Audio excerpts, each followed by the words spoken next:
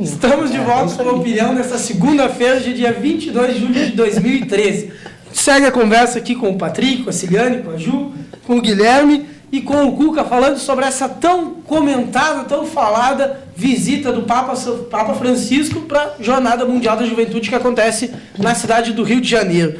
Eu quero lançar uma pergunta aqui para vocês, que eu vou fazer ela diretamente para ti. Esse 118, para ti, Guilherme, esse 118 milhões que está sendo gasto, ele tem que ir para a conta do Papa ou ir para a conta do governo? Para a conta do governo. Quem estipula o gasto não é o Papa, é o governo. O governo vai dizer, não, nós vamos gastar tanto, nós vamos organizar dessa forma, etc. E o custo vem daí. Certamente, a Igreja Católica, o Vaticano, deve mostrar para o governo aquilo que ele acha que vai precisar. O governo daí tira as suas conclusões a respeito do gasto. Agora, o que tem se feito, e na minha opinião é errado, é falar, esses 118 milhões estão sendo gastos com o Papa, a culpa é do Papa, porque vão se gastos esses 118 milhões. A responsabilidade é do governo. Posso fazer uma perguntinha? Por favor. Não, é que é interessante. O Guilherme estava falando que o propósito do custeio dele ser feito pelo governo é por ele ser um chefe de Estado, mas o motivo pelo qual ele vem ao Brasil é para participar da Jornada Mundial da Juventude, é um motivo religioso, né? Uma coisa mais ampla, exato, né? Ele não vem aqui representar o governo, Vaticano, mas ele não deixa de ser alguma coisa. Mas é que tu não pode dissociar o Vaticano da Igreja Católica. Não existe não, até porque o Vaticano, a Igreja Católica é o Vaticano e vice-versa. O Estado Católico. E não dá para esquecer que a responsabilidade de garantir a segurança de um chefe de Estado é do governo que recebe a visita. Então, o que fica por conta e que deve ser cobrado do governo é o excesso. É aquilo que não foi tido de parcimônia no estipular. Nós vamos investir até um determinado valor, que seria o razoável, considerando-se a visita de um chefe de Estado e, além disso, considerando-se que a visita dele traz retorno também financeiro para o Brasil, em questões de investimento, exato, do dinheiro que está circulando, das viagens que estão vindas, com certeza. Então, deveria ser feita uma análise disso e em cima disso se fazer um cálculo do que pode realmente, o que seria justo ser investido pelo governo e que o restante fosse arcado pelo Vaticano ou pela Igreja Católica Apostólica Romana sediada no Brasil. Foi dito aqui no intervalo até por ti que o gasto, por exemplo, que a Dilma teve quando ela foi para a Itália para a posse do Papa foi o gasto próximo de R$1 milhão. Esse sim injustificável. Esse é um gasto que não tem retorno. Agora, mas ela é chefe de Estado, por que o Vaticano não pagou para ela? Só que ela é a chefe de Estado e ela está indo para lá, ela está indo para lá para a posse do Papa, ela vai parar em Roma, na Itália, não no Vaticano. Então por que a Itália não pagou? Bom, é problema do seu professor. Eu acho muito engraçado. Junto tem alguns tudo é números, justificado, mas acontece dinheiro do bolso. O interesse de ir foi na contramão. O interesse de ir foi do governo. E além do mais, assim, se houvesse critério, teria ido a presidente representando o país e não com uma comitiva enorme e ficado em acomodações que normalmente são destinadas aos chefes de Estado. Ela resolveu ficar no hotel de luxo. Claro, porque os trouxas que pagam. De luxo Você e com sabe uma comitiva quantas pessoas babesca. estavam na aeronave do Papa que pousou no Rio de Janeiro? 105. Mas ele cortou pela metade o número de... Obrigado, que ainda assim gastou 118 milhões do meu bolso. Aliás, um pouco dos meus impostos aqui, né? Não foi ele que gastou, foi o nosso governo. Viu? Ju, tu tem alguns números do comitê organizador local dessa Jornada Mundial da Juventude, né? Sim, o Rio de Janeiro muita coisa. Existe o comitê organizador local que chama-se COL. Então, eles explicam que será gasto 350 milhões de reais nessa jornada que vai durar uma semana. Eles colocam assim, 70% desse custo serão viabilizados por meio de contribuições dos peregrinos. que variam no valor de Eles fazem 106 isso por vontade ao própria. máximo de 600. Exatamente. É o investimento deles naquilo que eles acreditam. O comitê esclareceu ainda que parte do custo vem de doações espontâneas. Então, assim, ó, a gente está levando muito para o lado político e nós não estamos discutindo exatamente o objetivo maior, que seria, no meu ver, o objetivo dessa Jornada Mundial da Juventude, que ela é uma jornada que está trazendo, o objetivo dela é florescer essa fé que está faltando nos jovens, essa crescente fé. Então, que nem o tema da jornada, ide fazer discípulos entre todas as nações. Então, é importante o Papa estar no Brasil, é importante o Papa, a primeira viagem internacional que ele está fazendo, ser sediado essa jornada no nosso país. Acho importante que a presidenta Dilma tenha todo esse cuidado num aparato de segurança, até em função de todas essas manifestações. É um evento nacional. Exatamente, internacional, né? Nós estamos recebendo mais de 190 países aqui, jovens de 190 países. Já imaginou acontecer alguma tragédia aí? Inclusive é a primeira viagem internacional do nosso Papa, do Papa, né? Porque essa JMJ, que seria essa jornada, ela é feita anualmente, mas ela recebe a presença dos papas de 2 a 3 anos, o que está acontecendo aqui hoje, né?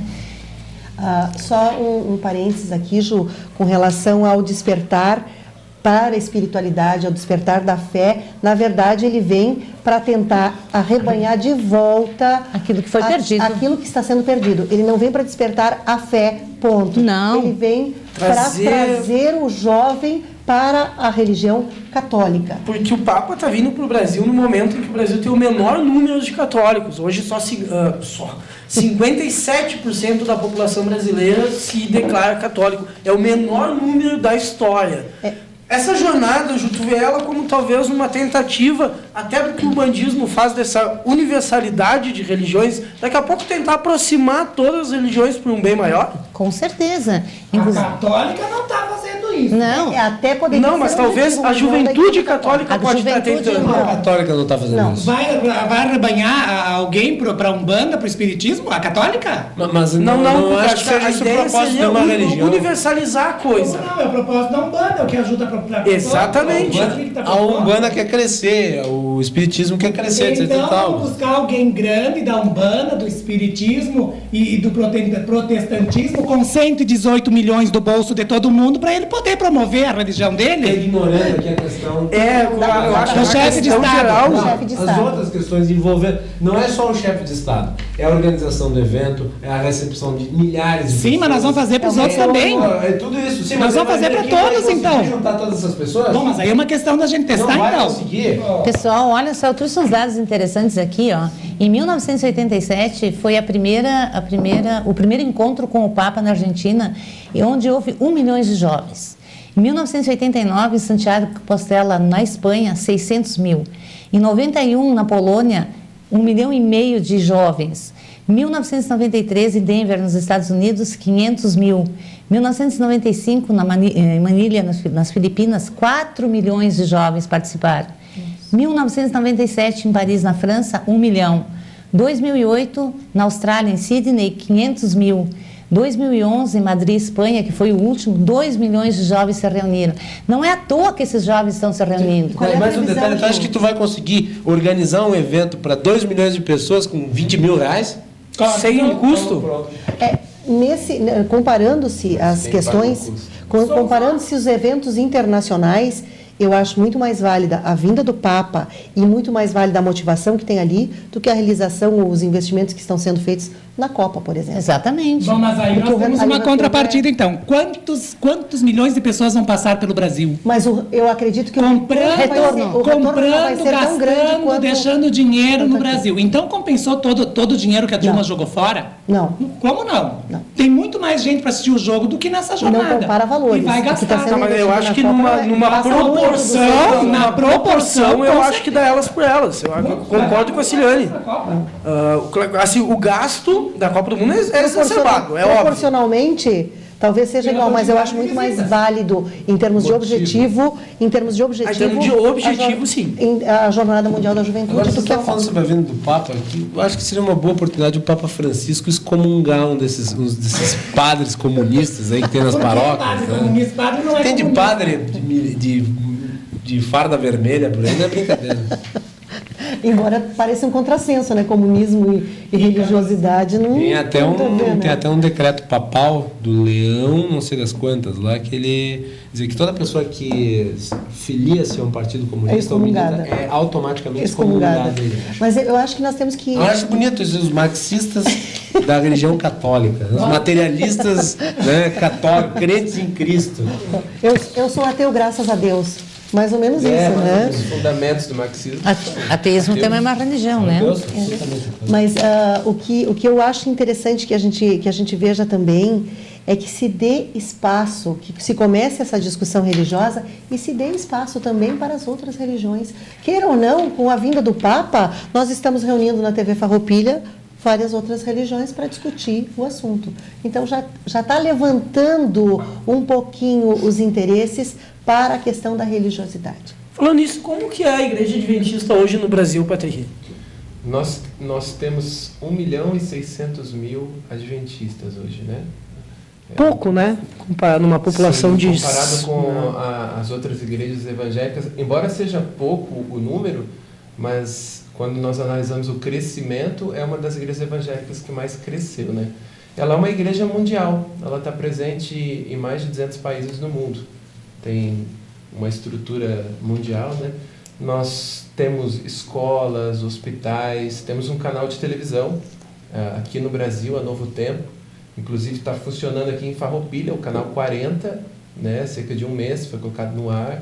E canal 91 da NET e 14 da Sky, que é uma TV que oferece, não tem fins lucrativos nenhum, e oferece um serviço à comunidade, com programas tratando de saúde, família, educação de filhos, finanças, né? Espiritualidade também. O objetivo da Igreja Adventista seria pregar o Evangelho, parece bastante com o tema ali da Jornada Mundial da Juventude, né? Pregar o Evangelho ao mundo inteiro, para que esse Evangelho possa trazer, né, para as pessoas a paz, a alegria, né, e que nós possamos ir para o céu. Esse é o objetivo da igreja. Ciliane, o Espiritismo no Brasil? O Espiritismo é um movimento que vem crescendo bastante e é importante destacar que o Espiritismo ele não é apenas uma religião, ele é uma filosofia, né? A essência do Espiritismo é basicamente a crença na reencarnação, em que tudo tem uma razão de ser, a aplicação da lei principal da causa e efeito, quer dizer, nós somos livres para semear, mas nós vamos colher aquilo que nós semearmos, e principalmente o desenvolvimento de uma fé raciocinada, que nós não aceitemos simplesmente dogmas que são impostos, muitas vezes repetindo mecanicamente as coisas sem saber o que dizemos, para que dizemos, onde queremos chegar. Essa é a essência do Espiritismo, lembrando que a máxima do Espiritismo é: fora da caridade não há salvação. Quer dizer, não é fora do Espiritismo, não é fora da igreja, não é fora da religião. É de ajudar o ser humano a dar o melhor de si, a ser melhor, para que nós tenhamos um mundo também melhor. Ju, o umbandismo no nosso país vem nessa crescente também, tem acompanhado essas outras religiões? Com certeza, cada vez mais. É uma religião que está crescendo, uma religião que está sendo entendida diferente, porque ela era uma religião bastante preconceituosa, né? Hoje ela está sendo vista com outros olhos, e isso é muito bom, porque é uma religião que nós umbandistas, a gente acredita que não exista religião... Sabe quantos tem? Não, Guilherme, não sei te informar números, nem terreiros que nós temos aqui. Sei dizer que tem vários, mas assim, o fundamento da Umbanda é o amor e a caridade. Poderíamos dizer que fora da caridade não há salvação, né? Tanto é que nós temos um centro espírita em Caxias muito grande, onde a linha do Allan Kardec trabalha com a linha da Umbanda, onde as duas se completam. Então aí a gente já vê o quanto isso é importante. Tu entra no Jardelino Ramos, tu vai ver a equipe da Umbanda trabalhando junto com a equipe de Kardec. Catecista, né? Então, olha, é maravilhoso. Queira ou não, a Umbanda nasceu dentro do espiritismo, né? Ela se originou no espiritismo. É uma vertente. É aqui mesmo que eu queria chegar. isso. Cuca e Guilherme, rapidinho, antes de nós ir para o segundo intervalo. A premissa das três religiões que a gente tem aqui representadas hoje, a Igreja Adventista, o Espiritismo e o Umbandismo, se tu for analisar, é praticamente a mesma. O amor, a caridade, a felicidade, a paz interior de cada um. Por que ainda essa divisão e esses preconceitos que a gente vê acontecer? Como é que vocês enxergam essa situação? Vocês. Você está falando sobre preconceitos com relação à religiosidade em geral? Que a gente ainda, porque se tu for analisar friamente, a base de todas é a mesma. Sim. Mas ainda assim a gente vê gente que briga por causa disso, morte por causa disso, guerras por causa de religião. Como é que tu vê essa situação de por que ainda acontecer tudo isso se a base de tudo é basicamente a mesma? Bom, em primeiro lugar, as religiões, por elas trabalharem com essa questão da crença alheia, elas tendem muitas vezes, quando interpretadas de forma radical, a gerarem conflitos. Para vocês terem uma ideia, a religião mais perseguida do mundo, isso é pouquíssimo divulgado pela própria mídia, mas a religião mais perseguida do mundo hoje é a religião católica. Nos países da África, por exemplo, no regime sudanês, no Sudão, o genocídio de Darfur, se dá pela perseguição que os governos islâmicos fazem com as minorias católicas. No Oriente, se tu se declarar religioso da religião católica, tu pode ser condenado à morte. Na Indonésia, nesses países do Oriente aí, a perseguição aos católicos é muito forte. Mas vocês podem observar que ao longo da história, em que pese terem havido muitas guerras por causa de religião, as maiores guerras que aconteceram no mundo foram ocasionadas por regimes não religiosos. Ou seja, por exemplo, o regime nazista e o regime comunista, que são dois regimes de origem ateística. Não tem nada a ver com ateu, a pessoa que é ateu, que não acredita em Deus nenhum, que não tem crenças. Não estou falando da militância disso, quer dizer, da instrumentalização do materialismo enquanto doutrina. Embora a ideologia se pareça bastante com a religião, esses dois sistemas. Sim, porque na verdade o que eles acreditam é o seguinte: eles não acreditam em Deus, eles não acreditam no paraíso, mas eles acreditam numa transformação do homem ou na criação de um estado de bem-estar futuro, bastante ideologizado, bastante maquiado. Então, quer dizer, a construção de uma utopia em vida. Que geralmente fica Essa é a diferença. A prática fica muito longe da pregação, né? Isso. Então, quer dizer, ao longo da história nós tivemos, por exemplo, a Inquisição, nós tivemos as Cruzadas, nós tivemos essas guerras religiosas, nós temos os movimentos terroristas hoje que são ligados de cunho, até, né? de cunho religioso. De cunho religioso. Mas por quê? Porque existem interpretações mais radicais das religiões e a própria, por exemplo, aí nós temos que entrar dentro do aspecto do islamismo, mas o islamismo ele é muito mais afeito a esse tipo de radicalismo do que as demais religiões. Isso aí, a gente vai entrar nesse assunto daqui a pouquinho. A opinião está indo para o seu segundo intervalo, daqui 5 minutinhos a gente está de volta e continuar o papo aqui com o pessoal.